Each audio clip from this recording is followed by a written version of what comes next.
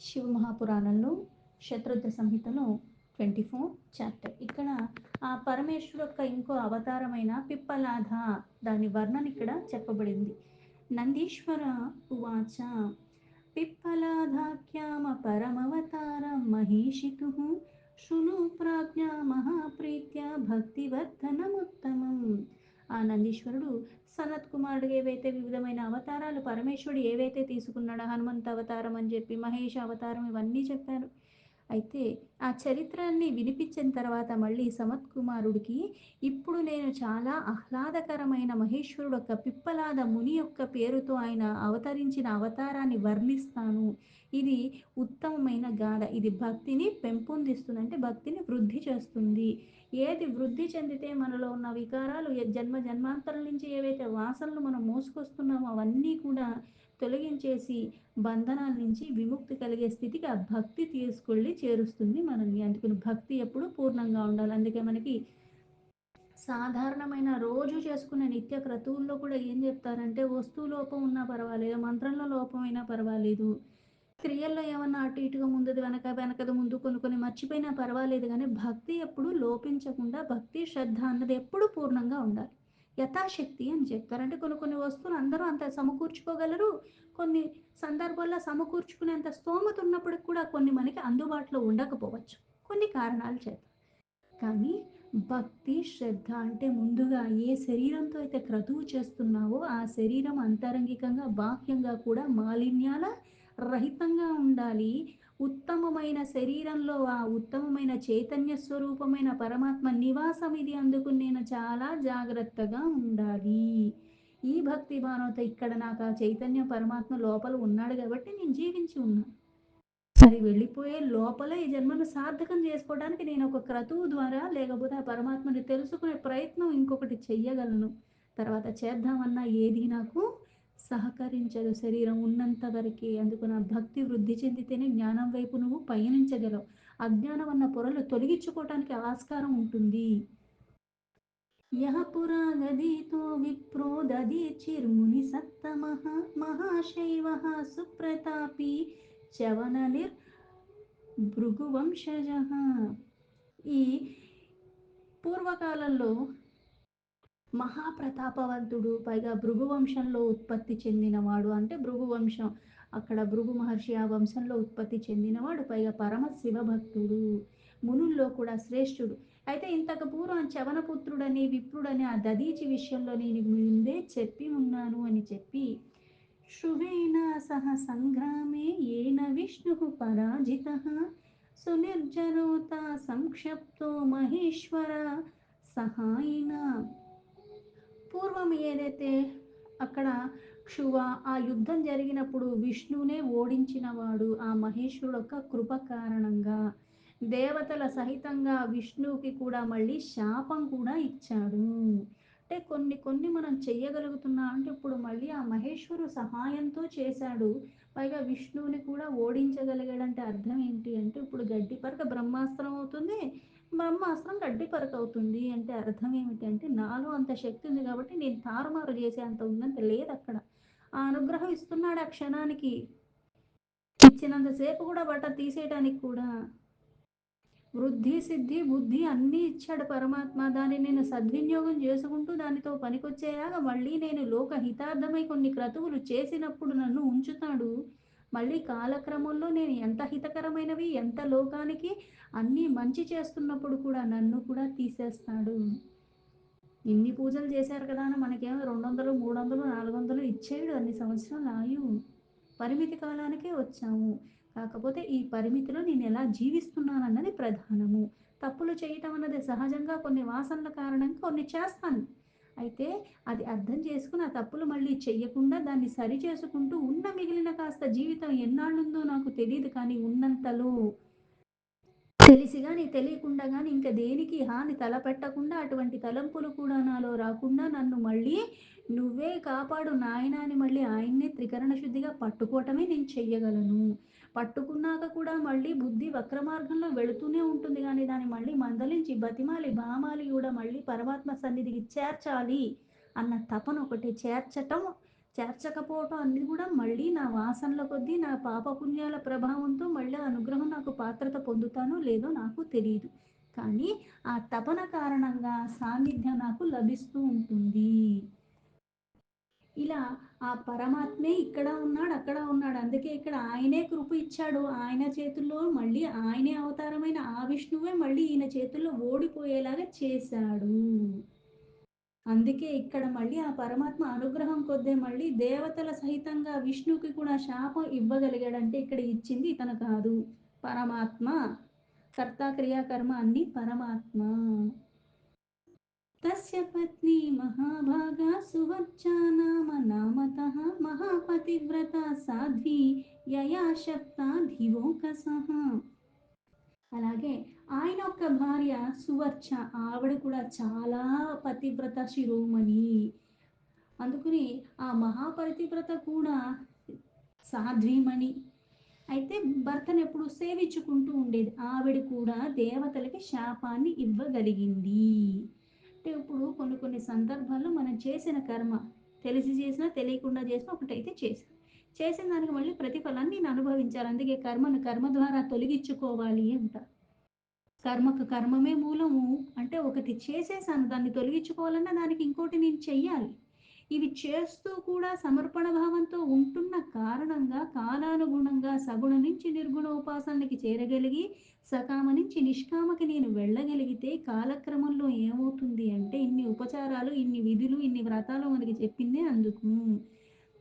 విధి విధానంగా ఎప్పుడైతే నా ఇంద్రియాల యొక్క నిగ్రహణతో మనస్సు, బుద్ధి ఇవన్నీ కూడా చంచలత్వానికి లోబడకుండా నేను చేసుకుంటూ క్రతువులన్నీ పరమాత్మకే సమర్పణ భావంతో ఆ పరమాత్మ చింతనలోనే ఉంటూ ఉన్న కారణంగా జీవించి ఉండగానే కర్మబంధనాల నుంచి విడిపడిపోయే అవకాశం ఉంది. అది కూడా మనుష్యులకి మాత్రమే ఉన్నది.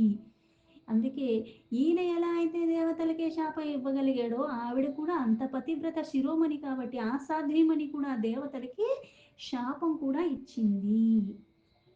అంటే ఈ వృత్తాంతం ఏదైతే పిప్పలాద అవతారానికి రావటానికి ముందు ఇవన్నీ జరిగాయి అని మూలాలు చెప్తున్నారు. తస్మాత్ తస్య మహాదేవో నానాలీలా విశారదః ప్రాదుర్బభూవ తేజస్వి పిప్పలాదేతి నామతః. అక్కడ ఆ దదీచి భార్య సువర్చ. అయితే ఇక్కడ ఆ దదీచికి ఆ సువర్చకి కలిగిన గర్భంలోంచి లీలగా ఆ పరమాత్మే ఇక్కడ ఆ మహా తేజస్వియే పిప్పలాదిగా అవతరించాడు. ఆయనకి సూత ఉవాచ ఇత్యాకార్య మునిశ్రేష్టో నందీశ్వర వచోద్భూతం సనత్కుమార ప్రవోచ నతస్కంద కృతాంజలి. సూతుల వారు మళ్ళీ ఇలా అడుగుతున్నారు. నందీశ్వరుడు అయిన ఈ అద్భుతమైన వచనాలు విన్న తర్వాత ఆయనకి చేతులు జోడించి, మరి ఎందుకంటే చాలా అతి అద్భుతమైనది చెప్తున్నానన్నాడు, బుద్ధిని వృద్ధి చేసేది. అందుకున్న అవతారం గురించి ఇంకా చెప్పండి అని అడిగారు.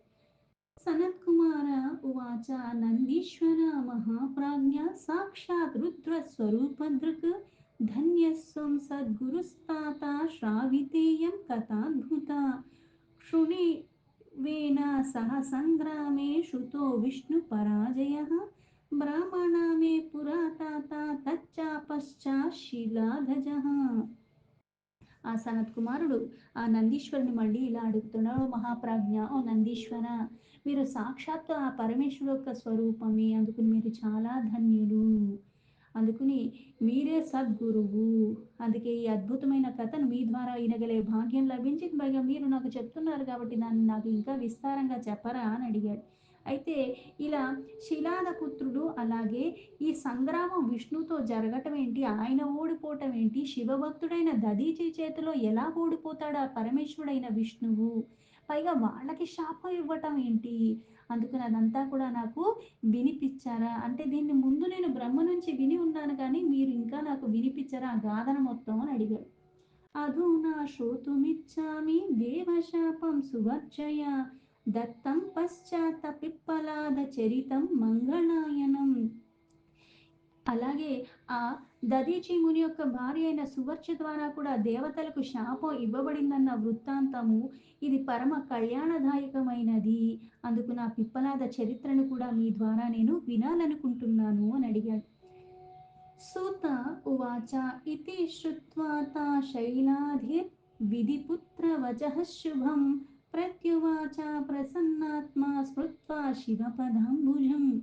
సూతుల వారు మళ్ళీ ఇలా అన్నారు. అంటే బ్రహ్మపుత్రుడు అయిన సనత్ కుమారుడు ఎప్పుడైతే ఈ శుభవచనాలు విని నందీశ్వరుని అడిగాడు, అంటే అడగవలసిన విషయాన్ని అడగవలసిన సమయంలో అడిగేలాగా మనం ఎప్పుడైతే అడుగుతామో దానికి మించి, అందుకే భక్తి శ్రద్ధతో ఒక క్రతువు నువ్వు చెయ్యగలిగావంటే అనుగ్రహ కారణంగా ఏమవుతుందంటే, నేను ఒక్కటే అడుగుంటాను నా అజ్ఞాన వశమున, నాకు ఒకటి బాగా కోరిక ఉంది కాబట్టి నాకు ఈ కోరిక అన్నట్టుగా కొన్ని నేను అడుగుతాను పరమాత్మని. ఎందుకంటే అజ్ఞానం ఉంది కాబట్టి, సర్వానికి సృష్టికే మూలమైన వాడు చిల్లర సరుకులు అడిగినట్టుగా నేను అడుగుతాను, ఎందుకంటే నా బుద్ధి అక్కడ వరకే ఉంది కాబట్టి. కానీ ఇక్కడ ఏది తెలుసుకుంటే జ్ఞానం వైపుగా ఇంకా నా మార్గాన్ని నేను సరళపరుచుకుంటూ వెళ్ళి ఎన్ని వచ్చినప్పటికీ కూడా అన్నిటికీ మూలమైన వాడు ఉండగా ఆయన్ని నేను పట్టుకున్నాక నాకు భయం ఏంటి? ఎందుకంటే నీట ముంచినా ఏది చేసినా నన్ను ఉద్ధరించేవాడిని నేను పట్టుకున్నప్పుడు, అన్నిటికీ మూలమైన వాడే నాకు ఉన్నప్పుడు ఇంకా నాకు భయం ఏంటి? అలా అని మళ్ళీ అహంకారం రాకూడదు. ఎందుకంటే నేను ఏది చేసినా జరిగిపోతుంది, నేను ఏదనుకుంటే అది జరిగిపోతుంది అనుకుంటే ఏమవుతుందంటే, కాలానుగుణంగా మనకి ఎలా అయితే సాత్విక అహంకారం అంటారు. కొన్ని కొన్ని మనం సాత్విక గుణాలతో కొన్ని క్రతువులు చేస్తున్నాం. కాకపోతే వీళ్ళందరూ పొగిడేదానికి మళ్ళీ కూడా కళ్ళు నెత్తికెక్కినట్టుగా చేస్తూ ఉంటాం. ప్రతి క్షణం మాయా మోహాలకి లోబడకుండా ఉండటానికే మనము ప్రయత్నం చెయ్యాలి. అందుకే ఇక్కడ బ్రహ్మ ఒక్క పుత్రుడైనప్పటికీ కూడా ఇటువంటి మాటలు మాట్లాడగలిగాడు. అందుకే నందీశ్వరుడు ఆ వృత్తాంతాన్ని చెప్పటానికంటే కొన్ని కొన్ని సందర్భాల్లో పరమాత్మ ఒక అనుగ్రహం కొద్దీ మనకి గురువు రూపంలోనో ఇంకో రూపంలోనో మనకి వాళ్ళు లభిస్తారు. దాన్ని నువ్వు సద్వినియోగం చేసుకునే స్థితిలో ఉండగలిగినప్పుడే అవి వస్తాయి. వచ్చాక కూడా ఎలా అయితే ఒక విద్య అన్నా సరే నీ దగ్గర ఎప్పుడు నిలుస్తుంది అంటే, ఆ గురువు చెప్పిన దాన్ని బట్టి గురువు మీద కూడా అంత భక్తి ప్రపత్తులతో నువ్వు ఉండగలిగితేనే అది నీ దగ్గర స్థిరంగా ఉంటుంది. తూలనాడేలాగా చేసి గురువుని దూషించి మళ్ళీ ఈ విద్య నేర్చుకున్న తర్వాత నువ్వేంటి నాకు చెప్పేది, నాకు అన్నీ వచ్చేసి అన్న అహంకారం మన దగ్గర వచ్చినప్పుడు ఏమవుతుంది అంటే మళ్ళీ ఈ విద్య కూడా తొలగిపోతుంది. అందుకే మనకి గురువు బ్రహ్మ గురువు విష్ణు, అంటే గురువు ఎవరు? పరమాత్మ. ఆ సమయానికి సందర్భానికి ఆ రూపంలో వచ్చి నీకు బోధిస్తున్నవాడు పరమాత్మ అన్న ఎరుకలో ఉండాలి. ఇటువంటి మాటలు వినేసరికి పైగా ఇక్కడ మళ్ళీ ఆ పరమేశ్వరుడు యొక్క చరణ కమలాల్నే ధ్యానించి మళ్ళీ నందీశ్వరుడు ఆయన సనత్ కుమారుడికి వృత్తాంతాన్ని చెప్తున్నాడు. నందీశ్వర ఉవాచ ఏకదా నిర్జరాః సర్వే వాసవాఖ్యా మునీశ్వర వృత్తాసురా సహాయేశ్చ దైత్యేరాసన్ పరాజితాః. నందీశ్వరుడు ఇలాగా సనత్ కుమారుడికి ఆ వృత్తాంతం చెప్తున్నాడు. మునీశ్వర, ఒకానొక సమయంలో ఇంద్రాది సకల దేవతలు కూడా వృత్తాసురుల సహాయంతో, అంటే దైత్యులకి వృత్తాసురుడు సహాయం చేయటం ద్వారా వీళ్ళందరూ ఓడిపోయారు అతని చేతుల్లో. స్వాని స్వాని వరస్త్రాని దదీర్చస్యాశ్రమే అఖిలః నిక్షిప్య సహసా సద్యో అభవన్ దేవాః పరాజితాః. అయితే వీళ్ళు ఓడిపోయిన కారణంగా సకల దేవతలు కూడా ఆ దదీచి ముని యొక్క ఆశ్రమానికి వెళ్ళి అక్కడ శ్రేష్టమైన అస్త్రశస్త్రాలు అన్నీ కూడా ఆ కాలంలోనే అక్కడ ఓడిపోయిన కారణంగా అక్కడ మళ్ళీ ఆయన దగ్గర అక్కడ వదిలేశారు. అంటే కొన్ని కొన్ని ఎలా ఉంటాయంటే, అస్త్రం ఉంది, శస్త్రం ఉంది, అన్నీ ఉన్నాయి. అయితే ఆ అస్త్రాలన్నీ కూడా ఉన్నాయి కానీ దాన్ని నేను వినియోగిస్తే మాత్రం నాకు వస్తుందా అంటే లాభం ఉండదు. అంటే అస్త్రం అదే కాకపోతే అక్కడ మళ్ళీ అనుగ్రహం ఉన్నప్పుడు మళ్ళీ నాలో కూడా ఆ భక్తి భావన శ్రేష్టంగా ఉన్నప్పుడు దాన్ని నేను వినియోగించుకోవటానికి వీలుగా ఉంటుంది. కాలానుగుణంగా మళ్ళీ ఎక్కడో ఒకక్కడ చెయ్యరాంది నేను చెయ్యటమో, రాకూడని భావన నాలో రావటం, ఇటువంటివి అంటే పరమాత్మ ఇచ్చేసి మళ్ళీ పుచ్చుకునేలాగా ఎప్పుడూ చేయడు. అన్నీ ఎప్పుడూ కరుణాసాగరం ప్రసరింపజేస్తూనే ఉన్నాడు. కాకపోతే మళ్ళీ ఒక కర్మ కారణంగానే నేనే వాటికి దూరం చేసుకుంటున్నాను. నేనే అందులో శక్తి కోల్పోయేలాగా నేను చేస్తున్నా. అది ఎప్పుడు శక్తివంతమైంది? ఎప్పుడు ఆ పరమాత్మ కృప నాకు లభించినప్పుడు దాన్ని నేను వినియోగించటానికి, అలాగే నాకు అది ప్రతిఫలాన్ని ఇవ్వటానికి అది మూలం అవుతుంది. కానీ ఇక్కడ వీళ్ళందరూ కూడా అలా ఓడిపోయిన కారణంగా సకల దేవతలు కూడా అందరూ దదీచి యొక్క ఆశ్రమంలో వాళ్ళ వాళ్ళ అస్త్రాలన్నీ కూడా పడవేసి తాత్కాలికంగా ఓటమిని అంగీకరించారు. అంటే ఇప్పుడు చేసేదేమీ లేదు అని. సదా తదా సర్వే సురాः సేంద్రా వధ్యమానస్తతర్షయः బ్రహ్మలోకం గతః శీఘ్రం ప్రోచుః స్వా వ్యసనం చ తతు. అంటే అస్త్రం ఉంది కానీ దానివల్ల వాళ్ళకి ప్రయోగం అవ్వట్లేదు. ఎందుకు? దానికి ముందు వినియోగించినప్పుడు విజయాలు వచ్చినాయి, ఇప్పుడు ఈ క్షణంలో రాలేదంటే ఎక్కడో ఒకక్కడ ఏదో అయ్యింది. అందుకని ఇప్పుడు అస్త్రం ఉన్నా సరే విజయం రాని కారణంగా అవన్నీ తాత్కాలికంగా అక్కడ విడిచిపెట్టి వీళ్ళందరూ కూడా త్వరగా ఇంద్రాది సకల దేవతలు కూడా వీళ్ళ ద్వారా దైత్యుల ద్వారా పీడింపి బడుకుతున్నారు కాబట్టి ఋషిగణములు కూడా వెంటనే బ్రహ్మ దగ్గరికి బ్రహ్మలోకానికి వెళ్ళి వాళ్ళ దుఃఖానంతా కూడా ఆయనకి విన్నవించుకున్నారు. ఇప్పుడు వీళ్ళందరూ వెళ్ళి విన్నవించుకుంటే కానీ ఇప్పుడు ఎక్కడో ఏదో జరిగిందంటే వాళ్ళు వచ్చి చెప్తే కానీ నాకు తెలియదు, వాళ్ళు నాకు చెప్పాలి అప్పుడు కానీ నాకు తెలియదు. ఇది లౌకికంగా జరిగింది. సృష్టికర్త అయిన బ్రహ్మ ఆ రూపంలో ఉన్నది ఎవరు అంటే పరమాత్మ. పరమాత్మకి తెలియకుండా ఎక్కడా ఏది లేదు. అలాగే పరమాత్మకి తెలియకుండా నేను అసలు జీవించి ఏదో ఒక క్రతువు నేను ఎవరికి కనిపెడకుండా చెయ్యగలుగుతున్నానని అనుకుంటాను కానీ పరమాత్మకి దాగి నేను ఏది చెయ్యటానికి వీల్లేదు. అన్నీ తెలుసు. నేను ఏది చెయ్యబోతున్నానన్న నా తలంపు కూడా భూత భవిష్యత్ వర్తమానాలన్నీ కూడా తెలిసిన వాడు పరమాత్మ. ఇక్కడ వీళ్ళందరూ వెళ్ళి చెప్పుకోవటానికి అర్థం ఏంటి అంటే కొన్ని మనకి లభించిన కారణంగా విస్మరణ వస్తుంది. ఆ విస్మరణ అంటే నా వంటి వాడు ఎవరూ లేరు. లౌకికంగా చూసుకున్నా ఏది చేసినా మనకు అన్ని బాగా కలిసి వచ్చేస్తున్నాయి, అన్ని బాగున్నప్పుడు ఏమవుతుందంటే కళ్ళు నెత్తికెక్కుతాయి అంట. అడదిడ్డంగా వ్యవహరించినా కూడా బాగానే ఉన్నాయన్నప్పుడు ఏమొస్తుంది అంటే ధర్మాన్ని పట్టుకో అని చెప్పేది ఎందుకు అంటే నా స్థితి మారచ్చు, ఏదన్నా మారచ్చు, ఉన్నతి వైపుగా బోల్డ్ నాకు అన్నీ సహకారంలాగా అనిపిస్తూ అన్నీ నాకు చక్కగా జరుగుతూ ఉన్నప్పుడు కానీ ఉన్నా లేకపోయినా అందుకే ఎలా ఉన్నప్పటికీ కూడా ధర్మాన్ని విడవకుండా నేను పట్టుకుంటేనే అది స్థిరంగా ఉంటుంది. కొన్ని రావటానికి కొన్ని సంవత్సరాలు పట్టచ్చేమో కానీ తొలగిపోవటానికి క్షణాలు చాలు. ఈ సృష్టినే సృష్టించిన వాడు సంకల్ప మాత్రంలో సర్వాన్ని లయం చేయగలిగిన వాడికి తీయటం పెద్ద లెక్కేం కాదు. కాకపోతే అవకాశం ఇస్తున్నాడు, అవకాశాన్ని నువ్వు వినియోగించుకోవాలి. తెలిసి చేసినా తెలియకుండా చేసినా కొన్ని మనం వాటిని సరి చేసుకుంటూ వెళ్ళాలి. జరిగిన దాన్ని నేను మార్చలేను కానీ అటువంటి విధానంగా నేను మళ్ళీ ఉండకుండా జాగ్రత్త పడతామన్నా నాకు ఉండాలి. ఇక్కడ కూడా అదే జరిగింది. ఎందుకంటే ఇక్కడ క్షీరసాగర మదనం అని అన్నని ఇవ్వని అన్నీ చేసి కూడా దేవతలకు అమృతాన్ని ఇచ్చి అన్నీ ఇచ్చి అంత శక్తినిచ్చి ఇన్ని బోళ్ళు చేశాక కూడా మళ్ళీ ఎందుకు ఆ స్థితి వస్తుంది అంటే కొన్ని మనకి ఉన్నాయి. దాన్ని నువ్వు వినియోగించుకోవాల్సిన విధానంగా దాన్ని వినియోగించుకున్నప్పుడు వృద్ధి చెందుతూ ఉంటావు. దాన్ని కాస్త కొంచెం నేను విస్మరించినా దాన్ని కాస్త నేను దుర్వినియోగం చేస్తూ పోయినప్పటికి ఏమవుతుంది అంటే అది శక్తి సన్నగిల్లుతుంది. ఇక్కడ మళ్ళీ అదే శక్తి ఎలా అయితే సూర్యుడి కిరణాలు ఎప్పుడూ అలానే ఉంటాయి. ఉదయిస్తున్న సూర్యుడిని నేను చూడాలంటే ఆ సమయంలో నేను లేచి నేను బయట వచ్చి చూస్తే నేను చూడగలను. మిట్ట మధ్యాహ్నం వచ్చి బయట నేను చూసేస్తాను అంటే ఒక్క క్షణం కూడా నేను అటువైపుగా చూడలేను. ఎండకి కళ్ళు మూసుకుపోతూ ఉంటాయి. పైగా ఆ మూసుకోవటం ఇంక అంతా మనకి ఎలా ఉంటుంది అంటే ఒక అంధకారం లాగా కనిపిస్తూ ఉంటుంది. ఎప్పుడు ఏది చెయ్యాలో ఆ విధానంగా చెయ్యటం నేర్చుకుంటేనే కొన్ని మనకి లభిస్తూ ఉంటాయి. లభించిన దాన్ని మళ్ళీ దుర్వినియోగం చేయకుండా మళ్ళీ అహంకారానికి లోబడకుండా వికారాల రహితంగా నేను ఉండగలగాలి. ఉన్నా లేకున్నా ఒకేలాగా ఉండటము. అప్పుడు స్థిరత్వం వస్తుంది. చంచలత్వానికి నేను లోబడిపోతూ ఉన్నప్పుడు ఏమవుతుందంటే ఇలానే మనకి పోతూ ఉంటాయి అని అర్థం. అందుకే ఇక్కడ వీళ్ళొచ్చి నివేదించుకున్నారంటే వీళ్ళు నివేదించుకోకపోతే పరమాత్మకి తెలీదా అని కాదు అర్థము. అంటే నీ తప్పుని నువ్వు తెలుసుకుని అంటే కొన్ని ఇట్లాంటి గాథల రూపంలో చెప్పిందంటే మారవలసింది ఎవడు అంటే మనిషి.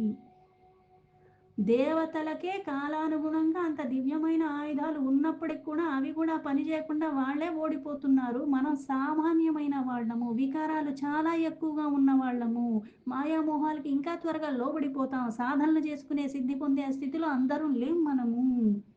అందుకని ఇంకా జాగ్రత్తగా ఉండాలి. ఆ పరమాత్మని త్రికరణ శుద్ధిగా 24 గంటలు 360 రోజులు అంటే ఇక్కడ 365 రోజులు 24 గంటలు పట్టుకోవాలంటే అన్ని పనులు మానేసి పట్టుకోమన్నారా? లేదే. ఏది చేస్తున్నా ఆ చింతతో చెయ్యి, పరమాత్మ ఎరుకలో చెయ్యి, సమర్పణ భావంతో చెయ్యి, ధర్మాన్ని విడవకుండా ఉండటం చెయ్యాలి. తచ్చుత్వా దేవవచనం బ్రహ్మ లోకపితామహः సర్వం శశాంస తత్వేన త్వష్టుశ్చైవ చికీర్షితం. దేవతలొక్క మాటలు వినిన లోకపితామహుడైన సృష్టికర్త అయిన బ్రహ్మ వెంటనే ఇక్కడ త్వాష్ట ద్వారా ఈ యథార్థ రూపం అంతా అంటే ఇక్కడ జరగటానికి మూలం ఏంటి అంటే వాళ్ళు అన్నీ విన్న తర్వాత దీనికి అంతా కూడా త్వాష్ట చేసిన పనియే కారణము అన్నాడు. ఆయన చేసిన పని కారణంగా ఇక్కడ దేవతలు వృత్తాసుడి చేతిలో ఓడిపోవలసి వచ్చింది. అంటే ఏదైనా జరగటానికి ఒక కారణం ఉంటుంది, కారణం లేకుండా ఏ క్రియ జరగదు. కాకపోతే అలజడిప్రాయంగా ఉన్నప్పుడు మనకి ఎలా అయితే కాస్త భయానికో లేకపోతే ఇంకో దానికో లోబడినప్పుడు ఎదురుగా ఉన్న వస్తువు కూడా స్పష్టంగా కనపడుతుంది. పైగా ఇక్కడే పెట్టాను అనుకుంటాను, రోజు ఇక్కడే పెడుతున్నాను కదా అనుకుంటాను, కానీ కొన్ని వస్తువులు మళ్ళీ మనకు ఎప్పుడు కనిపించవు. అంటే కాస్త అలజడిప్రాయంగా ఉన్నప్పుడు ఏమవుతుంది అంటే మన శరీరం సరిగ్గా పనిచేయదు, మన జ్ఞానేంద్రియాలు కర్మేంద్రియాలు కూడా సరిగ్గా పనిచేయవు. అలజడిని తగ్గించుకోవటం నేర్చుకోవాలి. ప్రతిదాని యొక్క ప్రభావం మన మీద అంత తీవ్రంగా ఉండనివ్వకుండా కూడా స్థిరత్వంలో ఉండాలి. అప్పుడు బుద్ధి పనిచేస్తుంది, అప్పుడు తీసుకోవాల్సిన నిర్ణయాలు కూడా సరిగ్గా తీసుకుంటాము. మూలం వెంటనే మనకి తెలియదు, కానీ ఈ అలజడిప్రాయంగా ఉన్నప్పుడు ఆ మూలాన్ని మళ్ళీ నువ్వు చేరుకోలేవు. మళ్ళీ ఎవరైనా చెప్తే ఆ సలహాలు వినటానికి కూడా కొంచెం ఏదైనా భయమో బాధో కలిగింది అంటే ఎవరైనా చెప్పినా ఇది చేస్తే పోతుందా అది చేస్తే పోతుందా అని ఇవన్నీ చేయటానికి సిద్ధపడిపోతాం. తమాయించుకో, బాధ రాకుండా ఎవరూ ఉండరు. కాకపోతే పట్టుకోవాల్సిన వాడిని పట్టుకోవాలి. ఎవరు పడితే వాళ్ళు ఏది చెప్తే అది అన్నీ చేయటానికి సిద్ధపడకూడదు. అన్నీ నువ్వు ఎప్పుడైతే సిద్ధంగా ఉన్నావో నీకు ఆ సమయానికి సరైన రూపంలో అక్కడ వచ్చి చెప్తాడన్న విశ్వాసం నీకు ఉండాలి.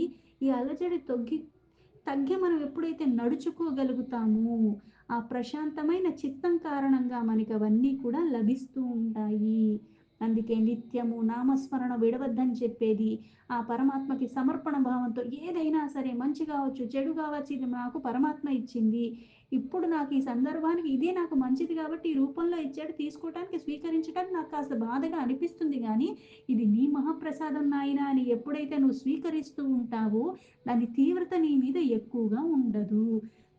సునాయాసంగా ఈ సంసారం అన్న భవసాగరాన్ని దాటడానికి ఆ శక్తి సమర్థత అన్నీ ఇస్తాడు పరమాత్మ. ఆ విశ్వాసం నీకు ఉండాలి. దీంతో శివ మహాపురాణంలో శతరుద్ర సంహితలో 24 చాప్టర్లో 14 శ్లోక సంపూర్ణం.